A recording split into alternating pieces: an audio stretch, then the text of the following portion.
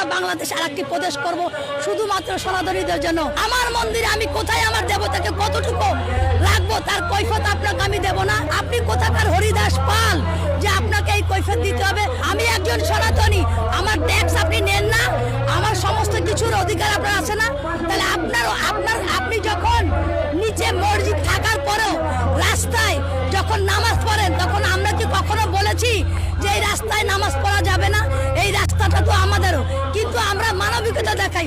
আপনাদের মধ্যে কোনো মানবিকতা নাই।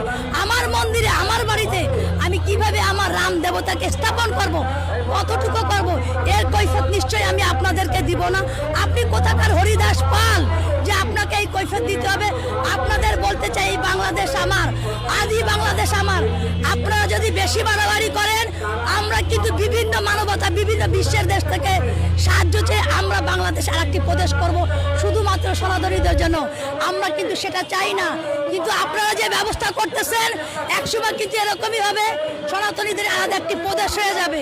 তাই বলতে চাচ্ছি, এখনো ভালোই অতীতে যেরকম আমরা হিন্দু, মুসলিম, খ্রিস্টান, বৌদ্ধ মিলে একত্রিত থাকতাম, এখনো আমরা থাকতে চাই।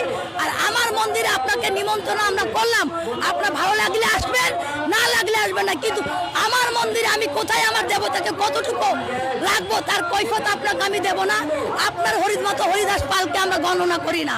অতএব এমন কিছু করবেন না, হিন্দু মুসলিমের দাঙ্গা বাঁধাবেন না। এই দাঙ্গা বাঁধালে কিন্তু আপনারা পার পেয়ে যাবেন না। আপনারা দুইটা মারবেন, আমরা একটা মারবো, কিন্তু আমরাও মারবো। আপনারা মৌলবাদীদের মুখের কথা একরকম, তারা মুখে বলতেছে আমরা সকলে সমান, কিন্তু তারা সবচেয়ে বেশি আমাদের ঘৃণা করতেছে, আমাদের ক্ষতি করতেছে। জামাত ইসলাম কোনোদিন কখনো হিন্দুদের বন্ধু হতে পারে না, সম্ভব না। তারা কখনোই মন্দির পাহারা দেয়নি। তাদের মূল উদ্দেশ্য হচ্ছে আমাদের সনাতনী বোনদেরকে ইসলাম ধর্মে গ্রহণ করা। তাদের মূল উদ্দেশ্য হচ্ছে আমাদের সম্প্রদায় টাকা লুট করা। তাদের মূল উদ্দেশ্য হচ্ছে আমাদেরকে ধ্বংস করা। তাদের মূল উদ্দেশ্য হচ্ছে সনাতনী সম্প্রদায় বিলুপ্ত করা। আমি তো নিরাপত্তা পাচ্ছি না, আমার সন্তান কোথায় নিরাপত্তা পাবে? বর্তমান সরকার তো ব্যর্থ সরকার।